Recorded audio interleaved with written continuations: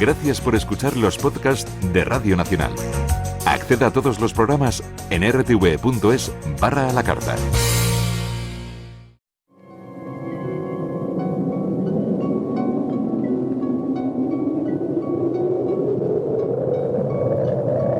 Solo cuando el túnel está en la más absoluta oscuridad es cuando puede volver otra vez la luz.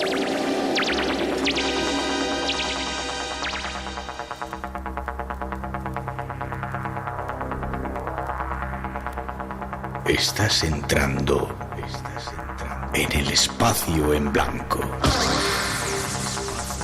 Una puerta a nuevas dimensiones de la existencia. Una nueva perspectiva sobre la realidad. Espacio en blanco.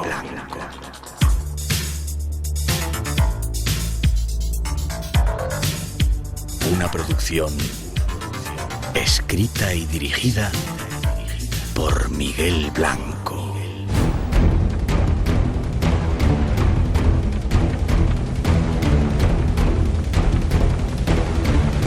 Hola, buenas madrugadas, llegamos, es Tiempo de Misterio aquí en Radio Nacional.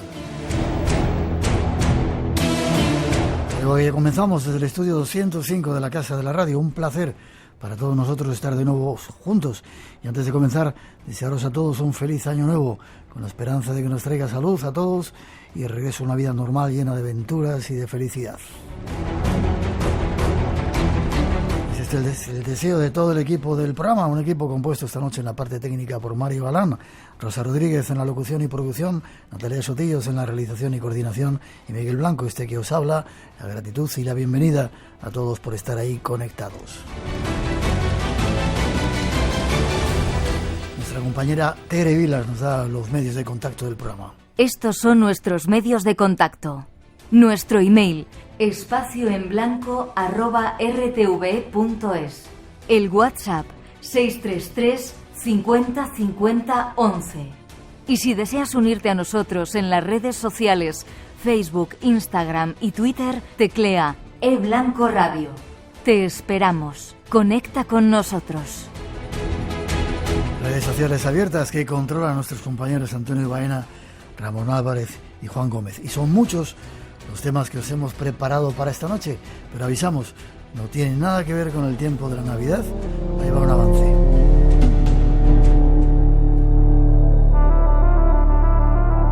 Aquí llegamos de nuevo, con el deseo de un muy feliz año nuevo para todos. Y llegamos cargados de temas para este nuevo tiempo. Os avisamos, no serán temas que tengan que ver con la Navidad. No queremos saturaros con ellos. Buscaremos otros enigmas. Para comenzar, iremos tras las huellas de un ser legendario habitante de las sombras, el hombre lobo. Nuestro invitado nos aportará datos para conocerle mejor. Seguiremos con palabras sabias para tiempos de crisis.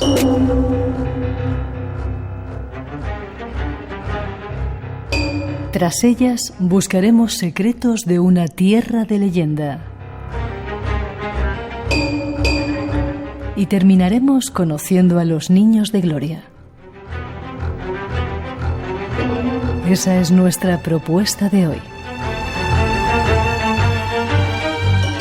La hemos preparado con un solo deseo: que disfrutes de la compañía de la radio.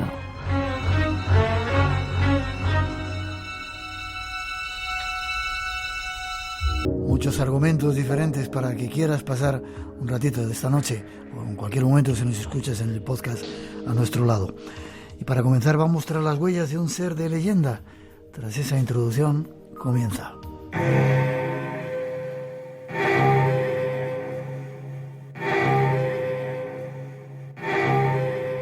Nuestro próximo invitado es un ser legendario que habita en las sombras de la noche. Está presente en ellas desde la más remota antigüedad y en casi todos los lugares. Hablamos del hombre lobo. El hombre lobo. Un monstruo implacable cuando el hombre se transforma en una fiera salvaje. Eran capaces de matar rebanando el pescuezo. Hoy se ruedan películas sobre ellos. Para nuestros antepasados eran una amenaza muy real. La fiera comenzó a correr en círculo, con una ansia de matar incontrolable. ¿En qué sucesos se inspiraron estas terroríficas historias? Aquí se describe un lobo demoníaco dispuesto a devorar carne humana. ¿Por qué tanta gente creía haber visto un hombre lobo? Se ven 2 ojos resplandeciendo en la oscuridad. Tiene que parecer algo sobrenatural. Hombres lobo. Esta noche vamos a seguir su rastro tratando de averiguar algo más sobre ello.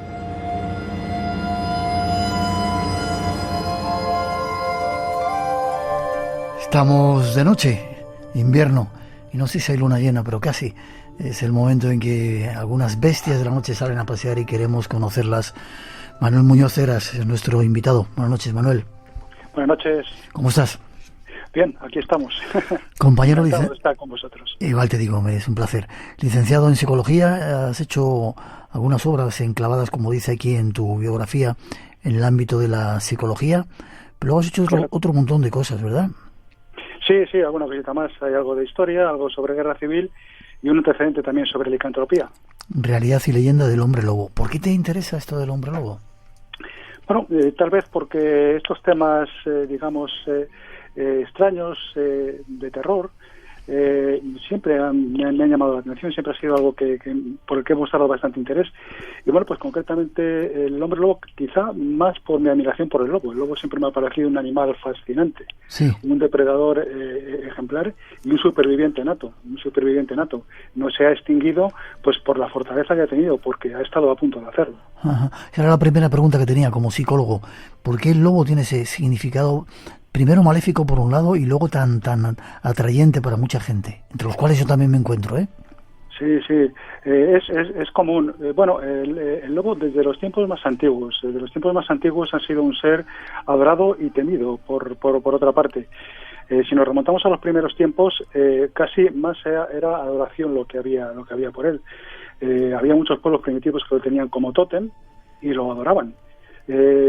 Quizá se produce un cambio importante a raíz de la Edad Media, a partir de la Edad Media, cuando el lobo pasa a ser un ser demoníaco, quizá también producido pues por la fuerza del cristianismo, que consideraba que el lobo era un ser infernal y el hombre lobo pues que era un producto de un pacto con el demonio, y eso pues también tuvo un perjuicio enorme para el lobo.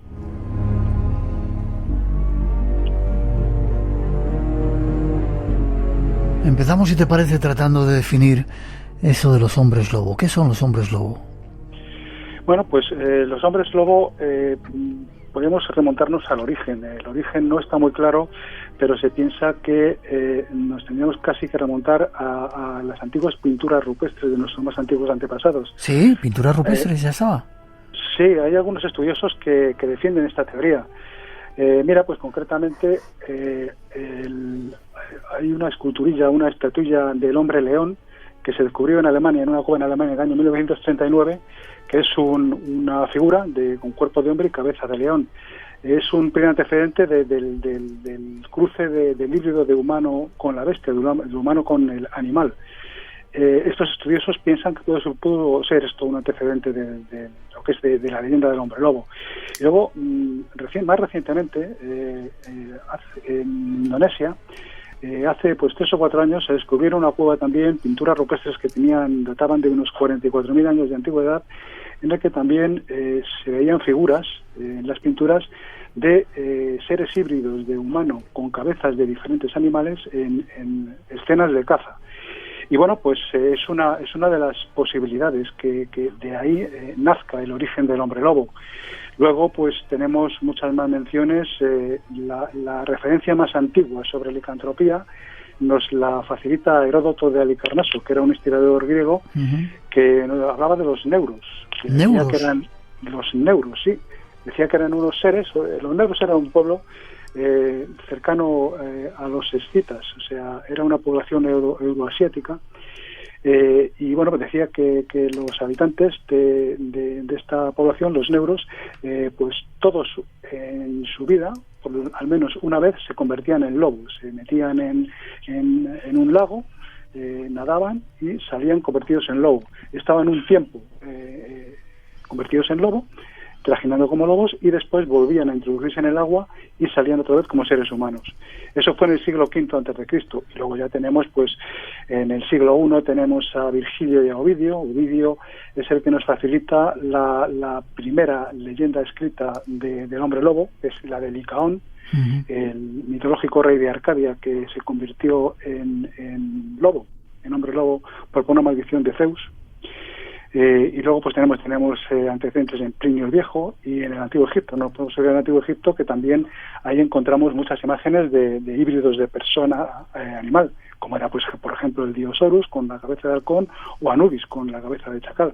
Y luego, pues, posteriormente, pues muchos autores más modernos como San Agustín, Santo Tomás, e incluso Cervantes hace mención también en el libro Los trabajos de Persíles y Segismunda, hace mención también al hombre lobo. O sea, que no es una historia de ahora, una historia moderna que haya salido o surgido en el siglo XIX o XVIII, viene de mucho más atrás.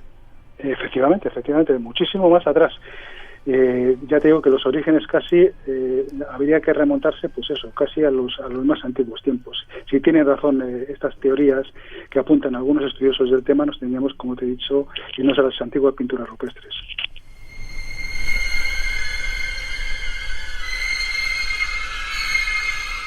Por ahí anda caminando por los campos esta noche el lobo.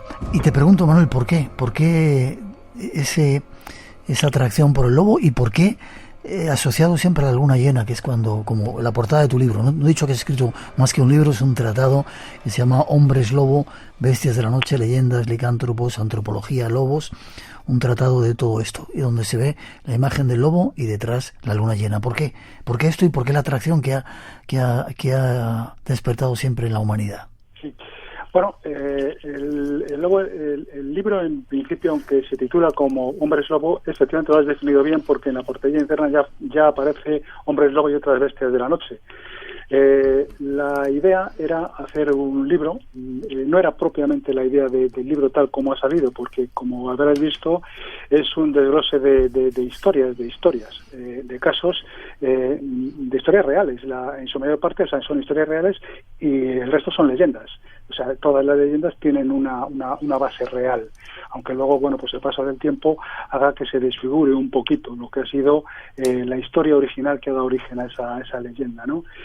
Y bueno, pues vuelvo a lo de antes, que el lobo como animal es un animal fascinante, y rascando, indagando un poquito en el tema, pues ha tenido interacciones con el ser humano de todo tipo. En el libro lo que he tratado es hacer una recopilación de historias reales que son las que corresponden, pues, a casos de ataques de lobos a humanos, de ataques de lobos al ganado, por una parte, y luego, bueno, no solamente el lobo como un ser maléfico, podríamos decirlo, ¿no?, sino un lobo también como ser social, como ser amistoso, como un ser tremendamente familiar, protector de su manada, protector de su camada, y muy protector de su pareja.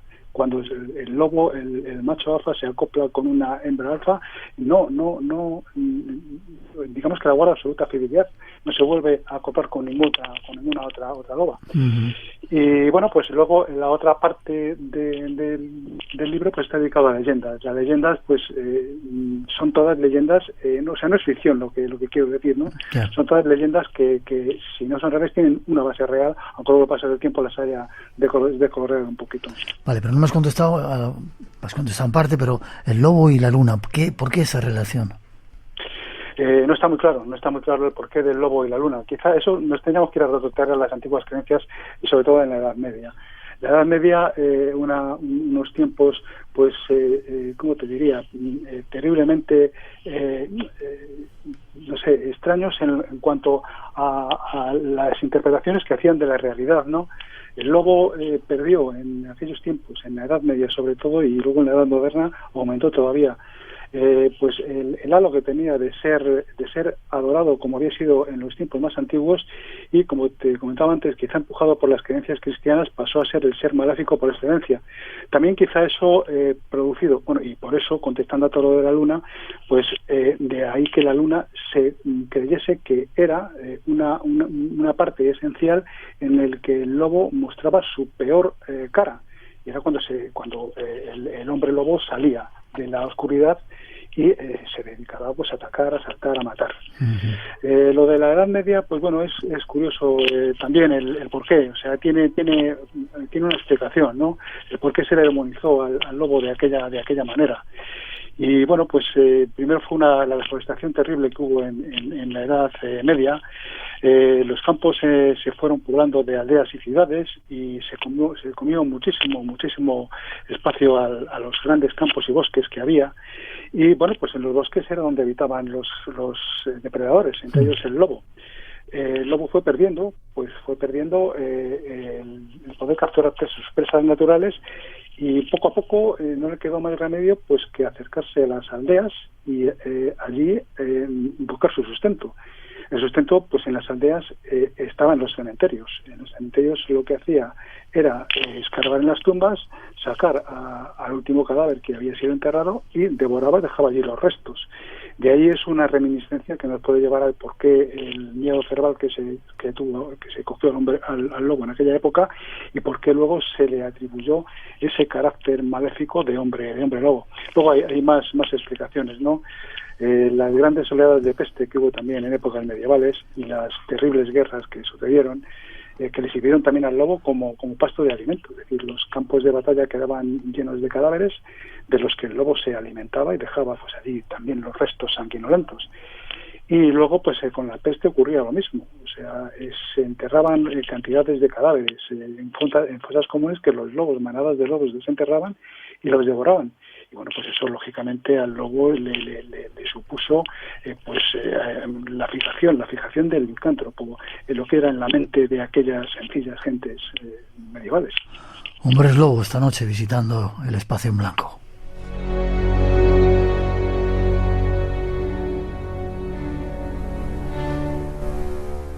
Espacio en Blanco, en Radio Nacional, con Miguel Blanco.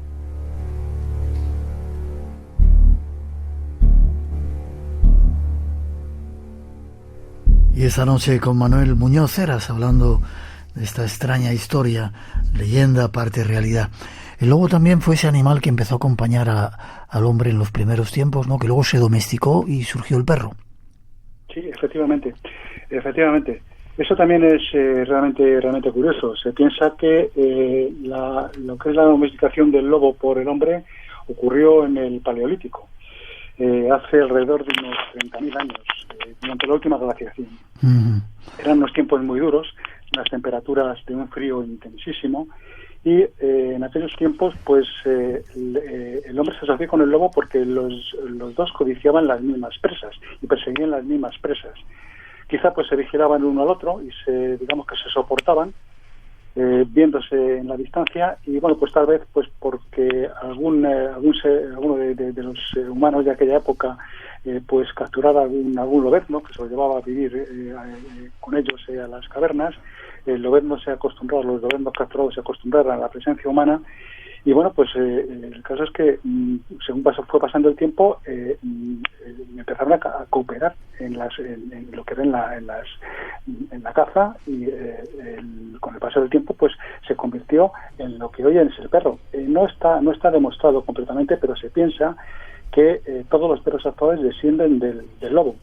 Leí hace poco un artículo muy curioso al respecto, que no lo había leído antes, sino algo hubiera comentado en el libro, que hablaba precisamente de esto, y decía que se han hecho estudios genéticos, no se ha encontrado en ningún perro con los lobos actuales, con el Canis lupus actual, no se ha encontrado relación genética más allá de lo que es el antecedente común, que es el primer cánido de hace 800.000 años, ¿no? Lo que decían estos estudios es que este artículo es que cualquier perro, o sea, dos especies de perros tienen más similitud genética que entre perro y lobo. y eso lleva a plantear como una posible hipótesis que todos los perros vienen de una rama del lobo que se extinguió en algún momento, no se sabe muy bien por qué. Pero vamos, se piensa que sí, que efectivamente que el perro desciende del lobo.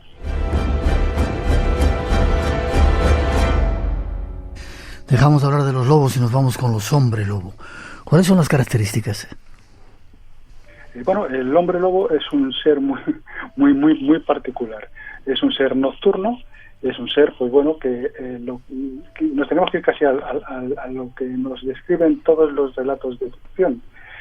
Una criatura que, por la luna, por un embrujamiento, por un pacto con el demonio, por haber comido carne de lobo, por haber bebido agua de la huella que ha dejado un lobo en el suelo, que es muchas de las posibles explicaciones que se manejaban en la Edad Media, pues por cualquiera de estas cosas, pues se convierte en hombre lobo y lo que hace durante el periodo que está convertido, pues lo que se dedica es a hacer daño, o sea, a atacar y a buscar a seres humanos a los que matar y devorar.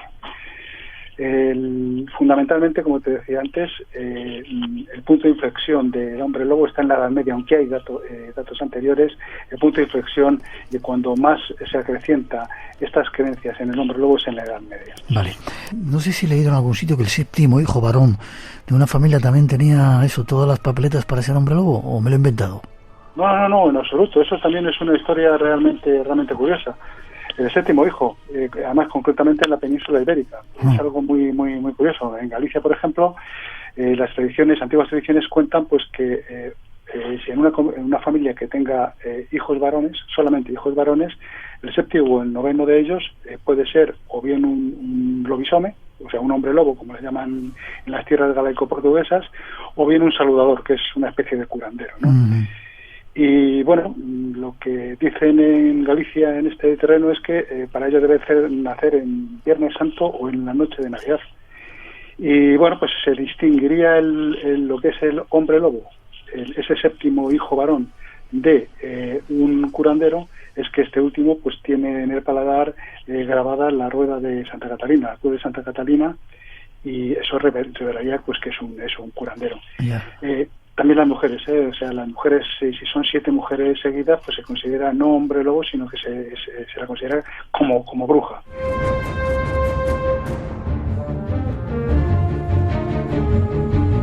Vamos, si te parece, a ver en qué lugares del mundo de los que has estudiado en este tratado de hombres lobo que has hecho, se dan más casos o se han dado más casos de apariciones de hombre lobo. Pues vamos a ver concretamente en Francia. En Europa, en Francia. En el libro recojo ataques pues prácticamente en casi todo el mundo. Hay descritos ataques en Estados Unidos, en Canadá, en toda Europa, en la India, pero fundamentalmente en Francia. Hombre, lógicamente, también hablo de España, pues porque siendo nuestro país algo habría que poner, ¿no? También hay varios casos muy interesantes. Pero vamos, el país por excelencia en cuanto a epidemias licantrópicas ha sido Francia. Ha sido Francia durante la Edad Moderna. Ha sufrido verdaderas epidemias de licantropía. Ahí nos juntamos con la Inquisición. Hubo pues miles, se calcula que más hay autores que en cuanto a licantropía la cifran en 300.000 acusados de licantropía que fueron juzgados y condenados. ¿300.000? Sí, en Francia. Y luego lo que es en toda Europa, lo que han sido personas ajusticiadas también han sido miles. Tremendo. Ahora, no quiero cortarte, te iba a decir que ahora nos contarás algunos casos concretos de diferentes partes del mundo, si te parece, ¿vale? Sí, cómo no. Hablamos de hombres lobo, ¿hay mujeres loba? También, lo que pasa es que, bueno, hay muchísimo menos antecedentes. En el libro cito 3 o 4 casos, pero digamos que de forma tradicional siempre es considerado que el lobo era el hombre y la mujer pues tenía más tendencia a considerársela como bruja. Pero sí, también ha habido casos, sobre todo son leyendas de mujeres loba. La mujer, pues relacionada con los lobos, tendía más a la brujería o a la lobera. Hay uno de las historias que cuento, que además es de una bruja española que se llamaba Ana María García, que vivió a mediados del siglo XVII, que había hecho la historia es muy bonita, en el sentido de que era una pobre mujer que vivía con sus padres casi prácticamente en la miseria. Sus padres pues prácticamente la abandonaron, estuvo viviendo en casa de una familia donde se quedó embarazada y al final se marchó de allí y acabó recalando en la casa de una bruja, una vieja bruja, que cuando murió le traspasó sus poderes. Y con esos poderes pues lo que conseguía era haber dominado a 7 lobos de distintos colores, según cuenta la leyenda, y con ellos pues recorrió las tierras de España y al final pues bueno fue capturada por la Inquisición, juzgada, y han sido de los pocos casos que tuvieron un final feliz, en el sentido de que no fue condena de muerte. Todas las condenas prácticamente de la Inquisición eran condenas a muerte en la horca o en la hoguera. Esta mujer, Ana María García, se libró pues tuvo la buena mente de seguirles a los inquisidores, darles la razón en todo lo que decían, reconocer que se había equivocado, y luego también tuvo un excelente abogado que supo buscar los resquicios que había para evitar que fuera justiciada, y al final la soltaron y se perdió su paso, no se sabe cuál sería su final. Se perdió además no llegaba a 30 años cuando tenía. O sea pero como te digo, no era una lobera, o sea, no era una mujer loba.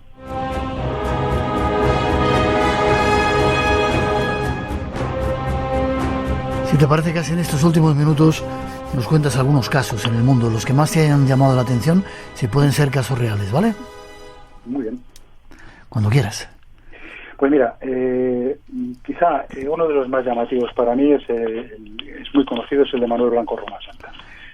Manuel Blanco Romasanta es nuestro hombre lobo. Nuestro hombre lobo, sí. Hemos hablado muchas veces de él en el programa y nuestros oyentes conocen bastante bien ese caso ya, Manuel Blanco Romasanta. Pues mira, con lo de Manuel Blanco Romasanta, digamos que ha sido lo que me ha llevado a escribir este libro. Sí. En 2008 publiqué otro libro sobre licantropía. Lo que pasa es que era un libro más generalista, un libro en el que hablaba pues más de la licantropía desde un punto de vista teórico y a la vez incluía pues algunas historias como en este libro, que lo que pasa es que en este libro son todas historias. En este otro, la historia relataba la historia de Manuel Blanco Romasanta y en esa época, en el 2008, en ese momento, no se sabía qué final tuvo este hombre. No se sabía si murió en la cárcel de San Antón, en La Coruña, o en la cárcel de Celanova, donde estuvo preso, o si incluso llegó a ser indultado. Se pensaba que no, que indultado no, pues porque había sido condenado a muerte, pero se le había condenado, al final se le cambió la condena a muerte por cadena perpetua. Y el caso es que entonces no se sabía cuál había sido su fin. Varios años después, en el 2011, pues dos investigadores españoles, los hermanos Castro Vicente, efectuaron una investigación muy minuciosa y muy exhaustiva y aportaron pruebas documentales de que Manuel Blanco Romasanta había muerto en Ceuta, en la prisión de la fortaleza de Monte Hacho, de un cáncer de estómago. Y bueno, pues eso me dejó un poco la espina de no haber dejado cerrado el otro libro, ¿no? Y bueno, pues digamos que fue lo que me empujó a reescribir el libro anterior. Lo que ocurre es que hice luego con tal cantidad de historias, sobre todo de ataques de lobos a humanos en Francia, que me llevaron pues a escribir este. Vale. La historia de Manuel Blanco Romasanta, yo creo que la conocéis bastante, sí. ¿No? Lo que pasa, Manuel, que nunca se pudo probar que había realmente un caso de licantropía, sino que había otros condicionamientos, ¿verdad? Más. Sí, bueno, efectivamente. Aunque en un principio Manuel Blanco Romasanta declaró y lo que pretendía, hacerse sentir como hombre lobo, que era la licantropía lo que le llevaba a cometer esas barbaridades, esos crímenes, fue condenado por la muerte de 9 personas, aunque él confesó 13, pero fue condenado por 9. De todas formas se considera que mató a más de 20. En este caso podemos decir que es el primer caso del primer asesino en serie en España, que es como está considerado actualmente, no como un caso de licantropía. Vale, sí, estamos en España. Hay otro caso que tratas en el libro, lo tuvimos una vez en el programa, hablamos mínimamente con él, Marcos Rodríguez Pantoja, el niño lobo de Sierra Morena. Sigue vivo todavía, un niño que no sé si se pierde, pero está en la sierra y de repente se encuentra con los lobos y le adoptan, hace ese tipo de cosas. Bueno, Rómulo y Remo también podría ser el ejemplo de Roma, ¿no? Con los lobos. Sí, así es. El caso de Marcos Rodríguez Pantoja es un caso actual. Efectivamente vive en Rante, en una aldea gallega, y la historia es una historia preciosa. Y luego Marcos, le he visto en varias entrevistas, es un ser especial. Tuvo una infancia terrible y bueno, pues vivió entre los lobos durante un tiempo y relata unas historias de intercambios de comida con los lobos, unas historias de lo que es la vida en el bosque solo con los animales, que es verdaderamente para tener en cuenta. Es un ser muy muy muy muy especial y efectivamente lo tenemos todavía vivo y en España. Seguramente volveremos a hablar con él. Ya has hablado de casos en España. Cuéntame algún caso de eso, de Francia, casos que hayan sido famosos de ataques de hombres lobo, supuestos hombres lobo a personas. Bueno, el caso más famoso, más conocido, que también supongo que os sonará, es el de la bestia de Gabaudan. Entre 1764 y 1767, durante 3 años, asoló la comarca de Gabaudan. Aparte de ser el caso más conocido, es quizá el que tampoco tiene un desenlace claro, porque no se sabe qué animal era el responsable. Al animal lo mataron, o teóricamente lo mató Jean Chastel, que era el cazador que le disparó con unas balas de plata que había fundido con las medallas de la Virgen que tenía. Y en la autopsia que le hicieron, pues los que estaban presentes, que eran los cirujanos de allí, de la región de aquella época, dijeron que era más grande que un lobo, parecido a un lobo, pero que no era un lobo. Se piensa también que pudo ser una hiena. La hiena está también presente en muchos de los ataques, sobre todo en Francia. Sí, pero había hienas. ¿No han entendido nuestros oyentes cómo se llamaba? La bestia de Gabaudan. Se piensa que pudo ser una hiena, la bestia de Gabaudan. No había hienas, efectivamente, en Europa entonces. Sí. Pero hay que tener en cuenta que la nobleza, muchos nobles adinerados viajaban por el mundo. Muchos de ellos tenían un gabinete de curiosidades, como le llamaban, que lo que consistía en tener pues una habitación o una gran sala llena de exoticismos, objetos exóticos, animales exóticos o personas, como ocurrió con el caso no hemos hablado de él, con el caso de Petrus Gonsalvus. De ese te iba a preguntar también, ese hombre lobo en la corte, Petrus Gonsalvus. Ahora si quieres hablamos. Sí. Bueno, pues tenían un gabinete de curiosidades y hay quien piensa que lo que pudo ocurrir entonces es que en alguno de estos viajes uno de estos representantes de la nobleza viniese con algún animal exótico, como puede ser una hiena. Yeah. Una hiena que tuvieran de cría, creciera y se acabase escapando y, bueno, pues vagase por los bosques franceses y fuese la responsable de las muertes que hubo entonces. Vale. Algunas descripciones de ese animal pues se asemejan mucho a la hiena. Vale, repítame el nombre de la bestia, porque no se ha entendido. Tenemos de vez en cuando algún ruidito que tenemos en la comunicación. ¿La bestia de Gabaudan o de dónde? Sí, la bestia de Gabaudan. Vale. Casi terminando. Cuéntame el caso en la corte de Petrus Gonsalvus y nos vamos a tratar de sacar conclusiones desde el punto de vista clínico. ¿Quién era este personaje, Petrus Gonsalvus? Bueno, pues Petrus Gonsalvus era un canario que sufría una enfermedad que se llama hipertricosis. Eso que te sale mucho pelo por todos los sitios, ¿no? Correcto, así es. La hipertricosis, más que la enfermedad, es un síndrome. Es un síndrome que, porque no tiene ninguna otra sintomatología, nada más que pues son personas que tienen el cuerpo cubierto de vello de arriba abajo, a excepción de las palmas de las manos y las plantas de los pies. El Petrus se piensa también que fue abandonado probablemente por sus padres y bueno, al final recaló en Francia y recorrió la corte de varios soberanos franceses bajo los que estuvo bajo la tutela de los que estuvo, ¿no? Y era una persona tremendamente inteligente, una persona muy querida, apreciada, que se casó, se llegó a casar, incluso pues con el programa que tenía, y tuvo luego 7 hijos, que algunos de ellos, creo que fueron 4, heredaron la pilosidad del padre. Uh-huh. Y bueno, pues lo admiraban, era pues digamos que uno de los exoticismos que tenían los distintos soberanos bajo los que estuvo bajo la tutela, y bueno, pues en las fiestas que hacían se presentaba Petrus, hablaba, y bueno, pues era una atracción más, y llegó a ser, pues eso, muy, además llegó a tener bastante importancia en la corte. Qué curioso. Para terminar, Manuel, hay quien dice que esto de los hombres lobos simplemente es un problema, como tú has dicho, la hipertricosis, esa, no sé si enfermedad o síndrome de exceso de vello, o un tipo de problema incluso mental que no tiene nada que ver con transformaciones de hombres en animales. ¿Cómo se puede ver esto? Tienes razón. Es decir, tendríamos que diferenciar lo que es la licantropía o lo que es el licántropo del hombre lobo. Hoy en día se piensa que, aunque a nivel popular se tienden a unar ambos términos, se suele decir a nivel popular o entender que hombre lobo y licántropo es lo mismo, no son lo mismo, digamos que de forma estricta, ¿no? El licántropo es un enfermo mental que está convencido de ser un lobo y se comporta como tal. O sea, se cree que es un lobo, un hombre lobo.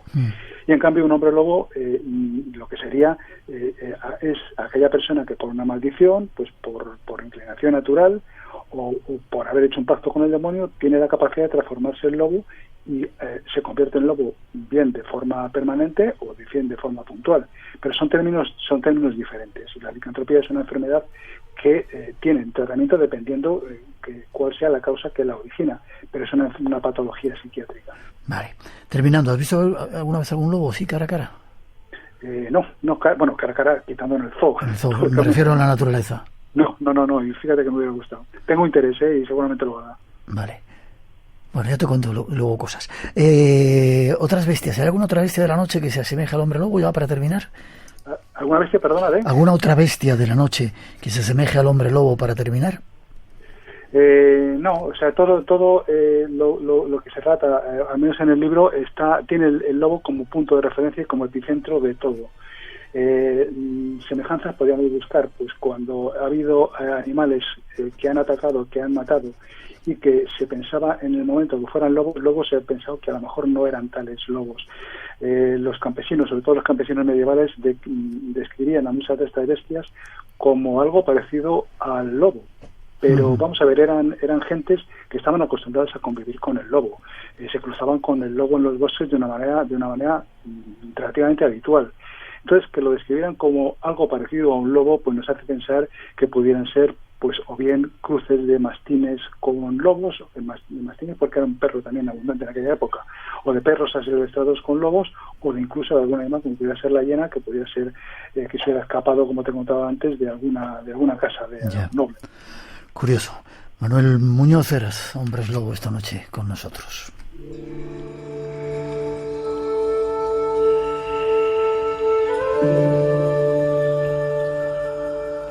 Me apunto a ir contigo algún día a algún bosque de por ahí del norte de España donde hay lobos, aunque están ya llegando incluso hasta la provincia de Madrid, para que veamos lobos y te cuento una historia de mi abuelo que está muy relacionada con lobos, ¿te parece? Sí, perfecto. Forma de contacto contigo, Manuel. Bueno, para conectar conmigo tenéis mi email. Sí. Podéis conectar conmigo. Bueno, Twitter es algo que no... Las redes sociales las manejo muy poquito. Casi sería preferible a través de correo electrónico. Vale, que te busquen por ahí. Manuel Muñoz Heras, Hombres Lobo, este último trabajo publicado por nuestro invitado. Gracias, Manuel. Un abrazo fuerte y quedamos para ir un día a ver lobos, ¿vale? Perfecto. Muchas gracias a vosotros. Un abrazo. A ti, hasta pronto.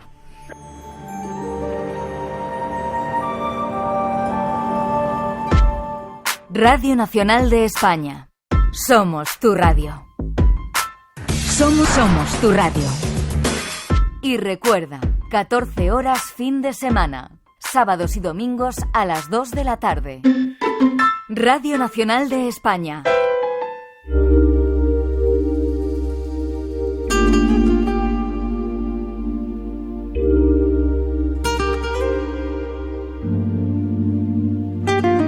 Un tiempo diferente, un tiempo para buscar lecciones o aprender lecciones de este extraño periodo que nos ha tocado vivir. Nos ayuda uno de vuestros invitados preferidos. Con él os dejamos.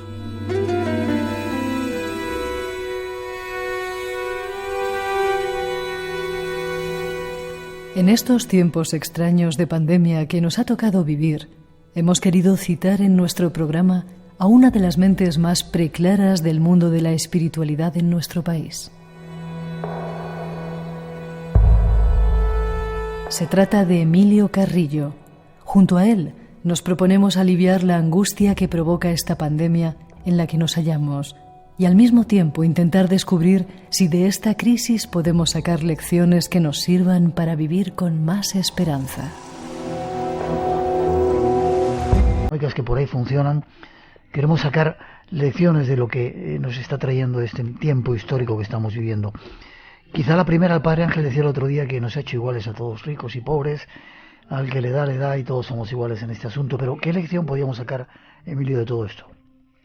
Es una pregunta fundamental, Miguel, la que me planteé, y te lo agradezco, porque me estoy encontrando muchas reflexiones que, bueno, hacen muchos análisis de lo que está pasando, de lo que deja de pasar, pero no se sacan consecuencias prácticas. Y la consecuencia práctica más directa es, efectivamente, bueno, eso, ¿qué lección puedo sacar yo personalmente y qué lección podemos sacar colectivamente, ¿no?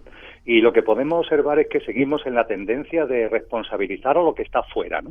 Mirar hacia afuera, la culpa es de esto, la culpa es aquello, y por supuesto que puede haber responsables de una cosa o de otra, pero creo que esto es lo que nos está enseñando fundamentalmente, o nos debería enseñar como lección, es que la vida en general, el modus vivendi, el estilo de vida, el ritmo de vida, las formas de vida que llevábamos, no es una forma de vida que se adecue no ya solamente a la vida y a la naturaleza, que por supuesto que no, sino a lo que de verdad nosotros sentimos y lo que de verdad nuestro corazón solicita y nuestra alma pide.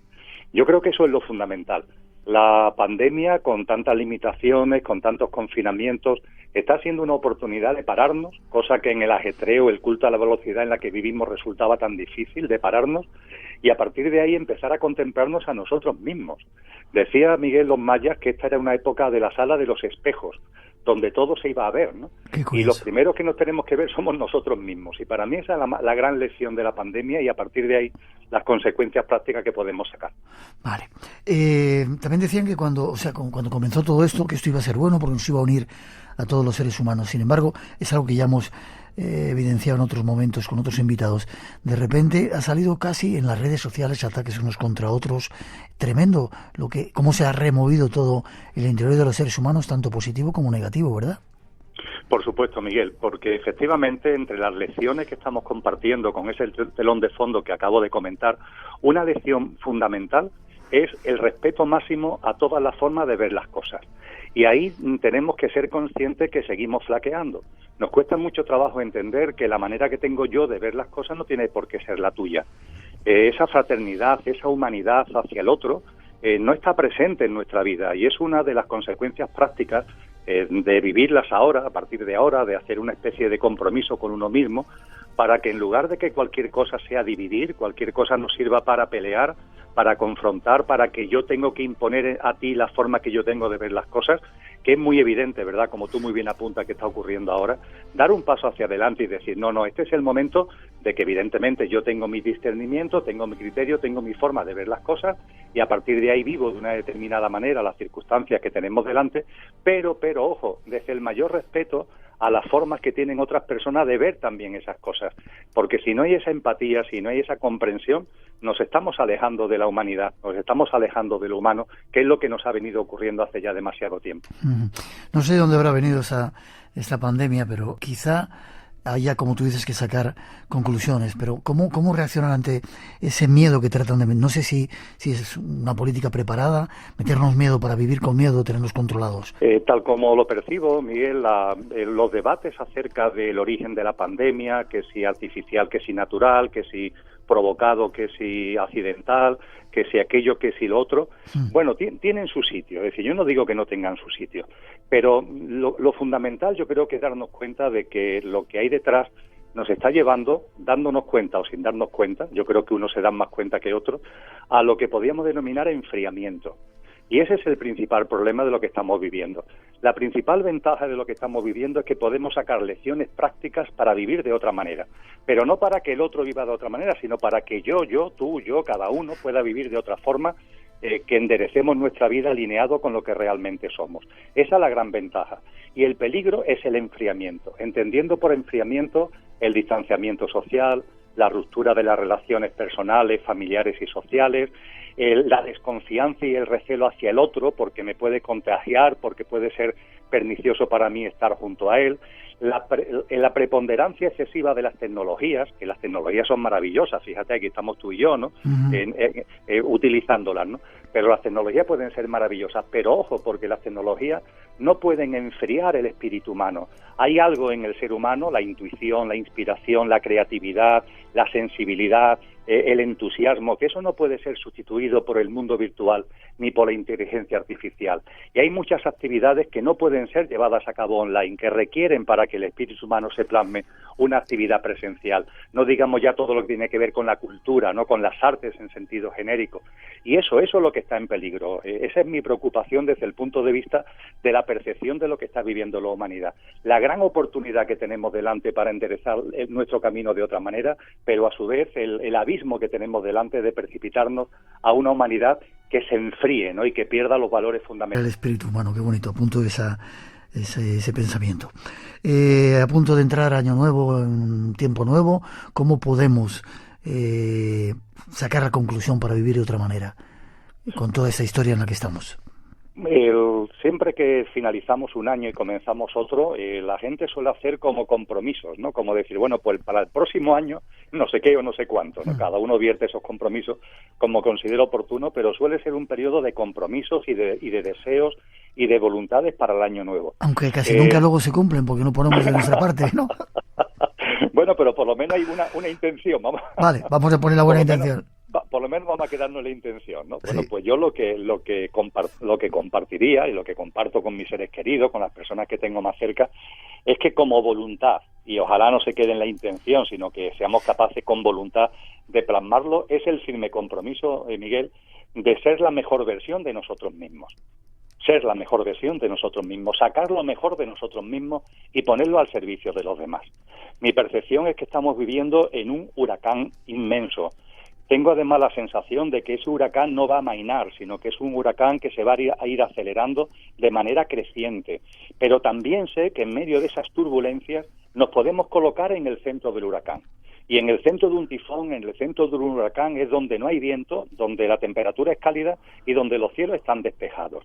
Y metafóricamente dicho, podemos situarnos ahí. Pero para situarnos ahí tenemos que encontrarnos con lo que realmente somos y vivir en coherencia con eso que somos. No con lo efímero, no con lo perecedero, no con lo pasajero que hay en cada uno de nosotros, sino con la esencia, con ese componente imperecedero que compone nuestro verdadero ser. Y eso está ahí. Eso está ahí. El materialismo lo quiere negar, pero los sabios y sabias de todas las épocas, de todas las culturas, de todas las tradiciones espirituales, de todas las escuelas filosóficas, nos han insistido en que eso está ahí. Pues bien, vivir en el centro del huracán, dentro de este huracán de magnitud aceleradamente creciente, para sacar lo mejor de nosotros mismos, exige un compromiso con nosotros de vivir desde la presencia de lo que realmente somos. No dejarnos llevar tanto por nuestras turbulencias emocionales y mentales, no dejarnos llevar tanto por la reacción ante las circunstancias que nos rodean.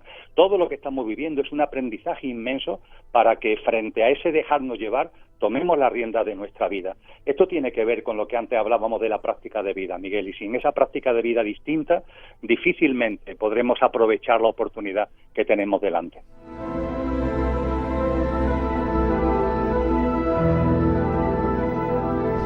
Casi terminando, Emilio, todo este huracán en la pandemia en la que estamos viviendo ha venido a darnos la posibilidad de centrarnos, si queremos, ¿verdad? Entonces, centrarnos en nosotros mismos y aportar lo mejor a los demás, Miguel, que eso es muy importante.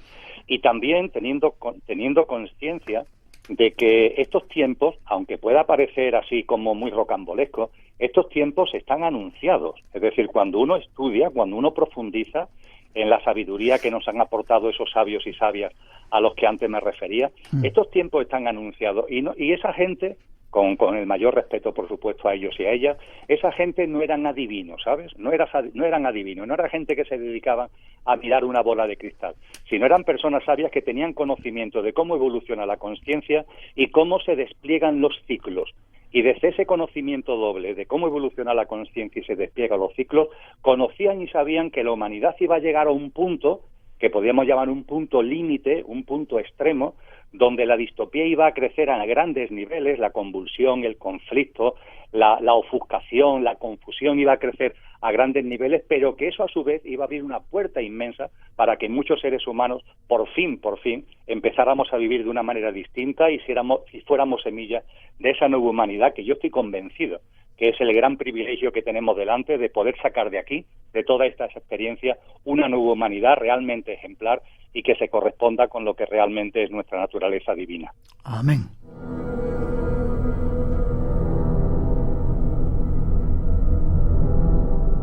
Emilio Carrillo, ser la mejor versión de nosotros mismos, no vivir con miedo, aportar lo mejor a los demás. Forma de contacto contigo, siempre es un placer hablar contigo. El placer es siempre hablar contigo, Miguel.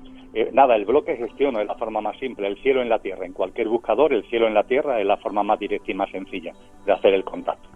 Espero que nos sigamos viendo, que sigamos comiendo juntos. Tengo recuerdos de en Albacete cenar a tu lado, comer a tu lado y de seguir compartiendo con lo mejor de nosotros mismos. Que el 2021 nos traiga muchos momentos así como lo he vivido en Albacete. Feliz año para ti, fuerte abrazo para ti y los tuyos. Cuidaros mucho. Igualmente. Hasta prontito, muchas gracias.